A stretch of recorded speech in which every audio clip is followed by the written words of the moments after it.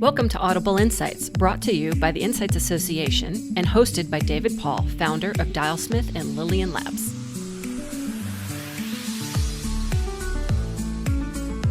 Hey everyone, this is David Paul, and on this episode of the Audible Insights podcast, we are once again coming to you live from the Insights Association's next conference, where I'm talking with Jamin Brazil. Jamin is currently the producer and host of the Happy Market Research podcast, as well as the founder of a new startup called HubUx.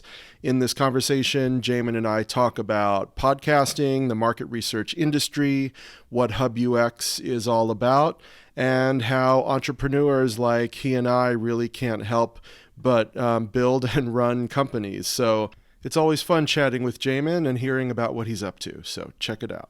We are talking with Jamin Brazil, host and producer of the Happy Market Research podcast. Well, Chu Yi is the producer, so you can blame her for that. Okay. Or give her credit. Yeah, sounds good. So you guys are quite a dynamic duo. I am honored to be able to have her as a teammate. Yeah, absolutely right. Yeah. So, and you started your show also earlier last year sometime, right? We turned on the mics, like recorded sessions in June, and our first episode aired August 8th, 2018. Right. So you're coming up on about a year anniversary. Yeah, 1 year anniversary is How many episodes crazy. in the can?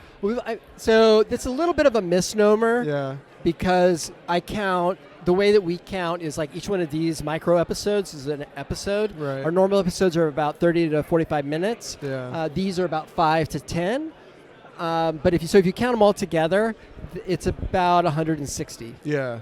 A lot of volume. Yeah, a lot of volume, a lot of editing, a lot of posting. A lot of work. Yeah, helps to have that team, huh?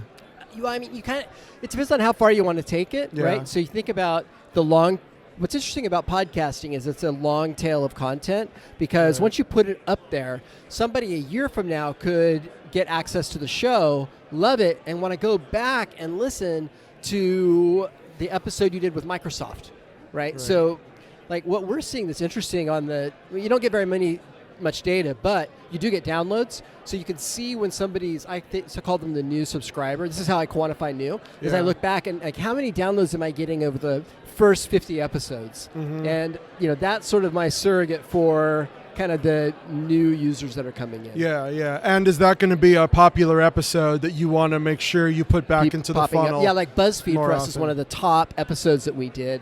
It's great. Edwin Wong, love the guy, amazing human being.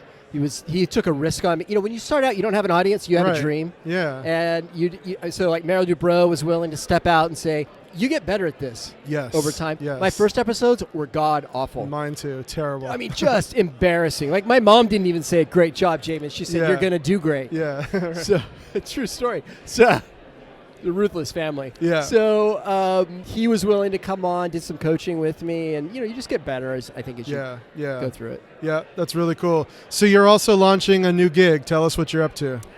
So we have a new company that we've started. It's called HubUx. HubUx.com is how you find out about it. So HubUx is, I've been debating on where I'm going to land. I love podcasting. Happy Market Research is separation of church and state for me, so it's going to maintain its own. I'm not going to be like cross-pollinating and that kind of thing. Oh, okay. One of the things that I've recognized is there's been an insurgence of new qualitative tools, and according to Lenny Murphy now, there's over 600 tools, market research tools, or data or consumer insight tools in the marketplace right now. And a lot of them are really good at their specific thing, but they haven't figured out the workflows that are unique to market research. And so what we're doing is we've taken a tool agnostic approach and created a layer on top which just stitches together the project management aspect of the workflow. So take it a step further. If I'm a company that's deploying a number of, and is it mainly for qualitative tools? Exclusively qualitative. Exclusively qual. Yep. So if I had a number of different tools, maybe pick either a couple of brands that you're currently working with, a couple tools, or just round out the workflow a little bit more. So like a Remesh session is I don't know if you're familiar with Remesh. Mm-hmm. They're a trending app, kind of hybrid qual-quant. It's basically a virtual moderated focus group that's powered through AI. Right.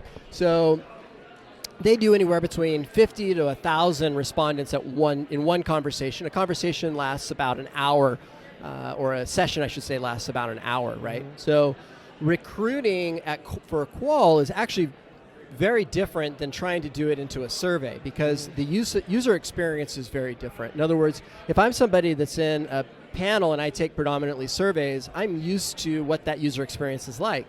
I'm not typing a lot. I'm doing predominantly closed-ended questions, right? Mm-hmm. Well, if I'm in a remesh session, all I do is type. Mm-hmm. So, ASDF, and I like that very much, aren't adequate sort of answer choices. Right. So, one of their big challenges has been getting a new type of respondent engaged that can provide very detailed information that makes their algorithms pop and useful for the customer. So the workflow is very simplistic. You select a remesh session on screen 1.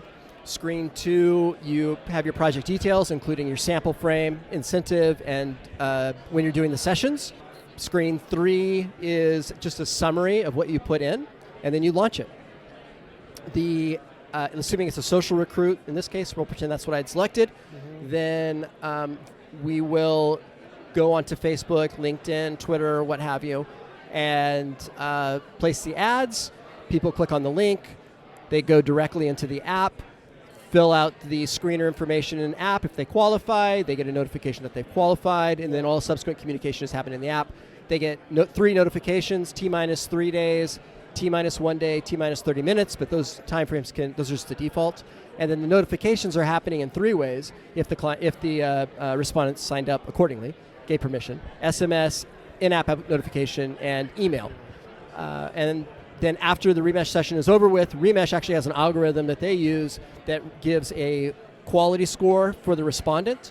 So that quality score round trips back to the respondent, and they can see how they did against the rubric that Remesh has in place, which is actually really important because we eventually will have a weighted incentive for the respondent, so that they'll say, if it's let's say it's a $25 incentive, but like Yelp, I see it's $25, but if I'm a 3 out of 5, I might only get paid $15 or $20. So I want to increase that delta, which then subsequently reinforces give good, complete answers, participate in the whole session, show up, etc. I think it sounds fascinating. I'm sure it's going to be a huge success for you. I certainly am banking on it. So let me ask you, though, did you have to do a lot of soul searching before deciding to develop and launch yet another brand new market research technology? Starting a company is terrifying. Yeah.